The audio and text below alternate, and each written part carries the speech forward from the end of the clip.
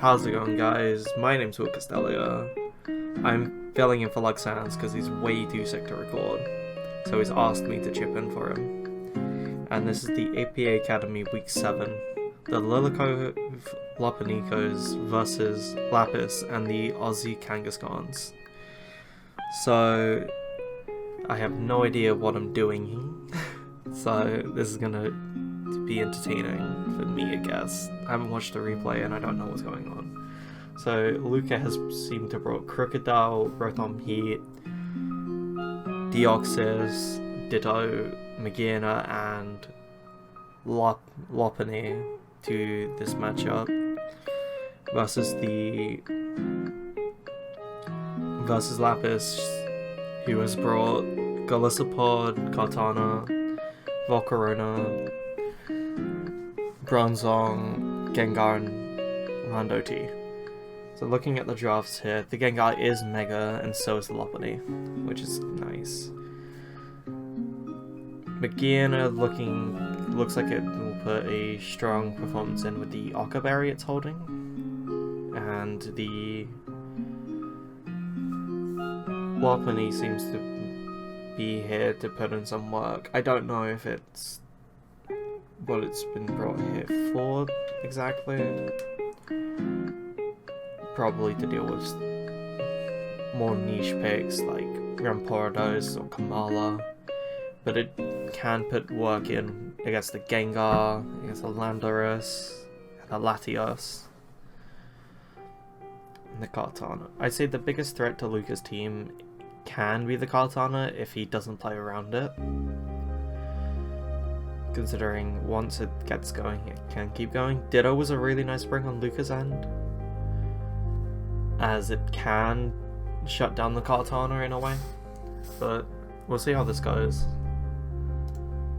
and what happens throughout. So yeah, okay, so into the battle. Luca is leading with the Crocodile, as we saw.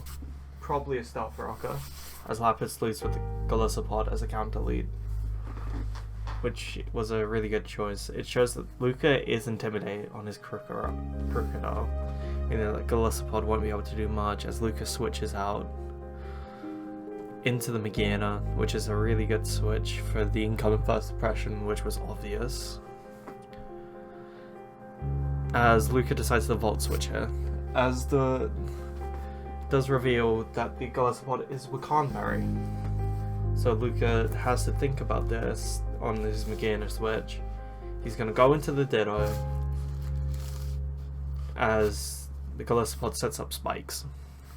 Now Spikes do kind of mess with Luca's team, it looks like, so that was a really nice play on Lapis's end. Lapis swats out into the Gengar, as I don't know why Ditto's Imposter didn't work. I guess it doesn't work on Golisopod.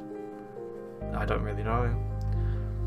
As Ditto transforms into the Gengar, which reveals the Gengar set, which does reveal it to be a Perish Trapping one. So Luca goes into the Magearna to see what it's gonna do, to see if it's just gonna go straight for the Perish Song. As it just Perish Songs there, then and there to try and trap whatever Luca wants to bring in. The Magearna can just Volt Switch here just to escape it, as the Gengar withdraws. He goes into the Volcarona, as Luca's going to be able to get the matchup he needs with the Volt Switch. Luca goes up from Magearna, goes into the Rotom Heat. I don't know why. I guess because the Volcarona might not be able to touch it. The Volcarona goes for a sub, which is not good, as Luca tries to Toxic it, which won't work behind the sub, as the Volcarona does reveal to be leftovers. Or maybe it revealed that last time, and I was just too slow. Volcarona's going to start setting up Quiver Dances, which really isn't good, considering the predicament Luca's in. If Luca allows this thing to set up, it's over. So as Luca reveals Hidden Power, I'm guessing it's going to be Hidden Power Rock. because it does do super effective damage. Let me look at the team real quick. It is Hidden Power Rock. So the Volcarona is going to go for Roost here, which I don't understand why that was the play. Maybe they thought that Luca was going to do something different, as Luca just reveals Hidden Power Rock again. It doesn't do half because of the defense boost. It might be full Spadef Volcarona, I'm not too sure. As the Volcarona is just going to freely set up Quiver Dances, just because Luca can't really hurt it. As Luca's going to go for a Volt Switch, which is a really nice play on Lapis' end, predicting him to go for the Volt Switch instead of going for the Toxic. As Luca's going to go into Magina. Now Magina is Aqua Berry, as I said earlier. It's going to be getting hurt by that Spikes, as the Volcarona is going to be healing. The Volcarona is going to go straight for the Flamethrower as Luca reveals the Aqua Berry. As the Flamethrower hits, Magina is going to be living on 3% due to the Aqua Berry as Luca Heart Swaps. Now, the Volcarona is looking in a bit of a bad shape right now. That was an amazing play by Luca. As the Volcarona is going to be switching out, they're going to be going into the Gengar, as Luca is just going to Hidden Power, which I also expect is Hidden Power Rock. It does a chunk to the Gengar, which does put it in range of another attack as they go into Perish Song. The issue with this is Luca's Beginner dies to Spikes anyway, so there's no real reason to be swapping out, as Luca's gonna go for the Flare Cannon. Takes out the Gengar, putting Luca up to 6-5. As the Beginner is gonna now only be a +1 special attack as its Perish count starts ticking. The Golisopod comes in just to come in for the easy kill for the free first impression or the Aqua Jet, as Luca just decides to play it safe and to sack the Magina. He goes into the Rotom here, knowing that the Golisopod can't really hurt it too well, as the Golisopod's going for the Aqua Jet, which does just about half to it, as a Volt Switch is going to do a lot of damage to the Golisopod. As the Golisopod Emergency Exit takes priority over this, Luca can get a matchup he wants with the Landorus coming out. As the Landorus intimidates, the Luca doesn't go into any... what? Okay, I'm confused. As Luca switches out into the Ditto, which gets hurt by the Spikes. It wasn't I don't think the Ditto's imposter, and it's supposed to be. The Ditto takes Stone Edge with only just doing half, and then dies to another Stone Edge to follow. Luca sacked the Ditto. I don't know why it wasn't imposter. Maybe he brought the wrong ability. As Luca now intimidates the Landorus, which puts the Landorus at a disadvantage in this matchup. As they go into the Kartana, now Luca is going to sub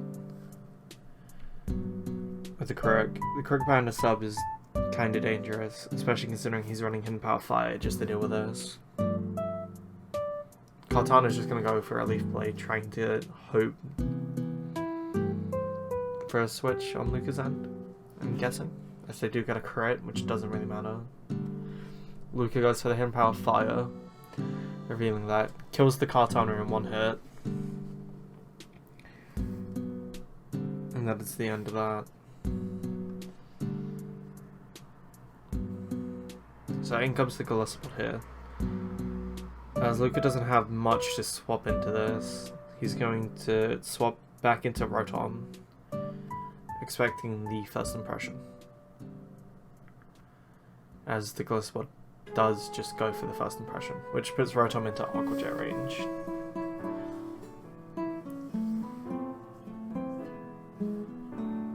The Golisopod's just going to Aqua Jet, taking out the Rotom, which was a really nice move. Now Luca's going to go into Lopunny. I'm not going to say the name. and he is going to make, as the Gliscod swaps out on the turn that the Lopunny Mega Revolves, he's going to go into the Landorus to try and cut the Lopunny's attack down. Luca is just going to Mega Revolve here, and I believe, I want to say he's going to go for the Ace Punch, but I don't really know. As he goes for the return. Okay, that wasn't a bad play. As it Oko's Landorus with a critical hit. RNG be blesseth. As the Volcarona comes in now. Luca's Lopunny can't really hurt the Volcarona at -1. But Luca's just going to go for the return. As the Volcarona takes it and sets up a Curved Dance, which puts Luca in a bad position.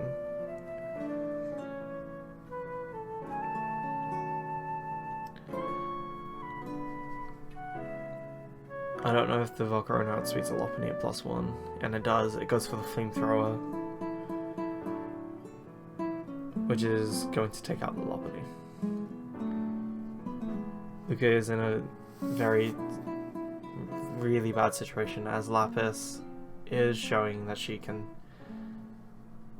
pull this back as Luca goes into the Deoxys.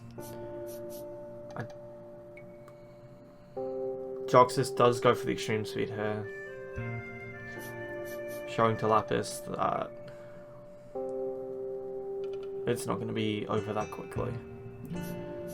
As Flame Body does kick in, burning the Deoxys, which does cripple Luca's Deoxys set, as the Bronzong comes in. Luca has to preserve the Deoxys for the chances of winning, so he goes back into the Crocodile, which is going to be hurt by the Spike still. Spike's really taking a toll on Luca here, as he does Intimidate on the Gyro Ball, which isn't going to be enough due to the Intimidate. I believe Luca's going to go for the knockoff here, or the substitute. That's what he does, the substitute. As the Gyro Ball does connect again. I don't think it will break the sub. It doesn't break the sub, so Luca can freely fire off knockoffs. Luca does go for the knockoff on this turn, revealing the Bronzong to be Ayapapa, which is a really nice play for Luca. To get rid of that berry means that the Bronzong isn't going to have much healing capabilities.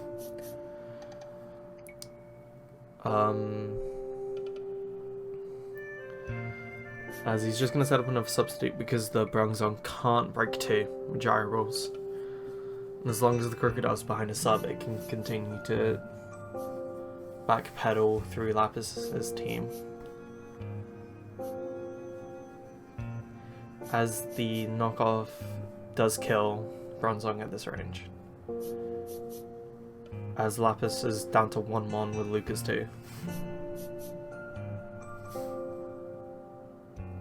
I forgot what her last mon was. It was the Gliscod.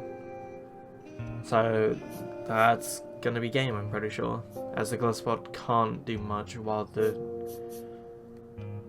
Oh my god. While the Crocodile's behind the sub. As knockoff does kill Gliscod with a critical hit. I don't think the crit mattered. It might have, but I don't think it did. As Luca beats Lapis. So that was week 7 of APA. If you like hearing me be a fucking degen while trying to commentate, follow me on Twitch. Follow me on Twitch at CastellioCone_. Follow my Twitter at William Castelia, and sub to my YouTube, CastellioCone. And yeah, I hope you guys have a good day, and peace.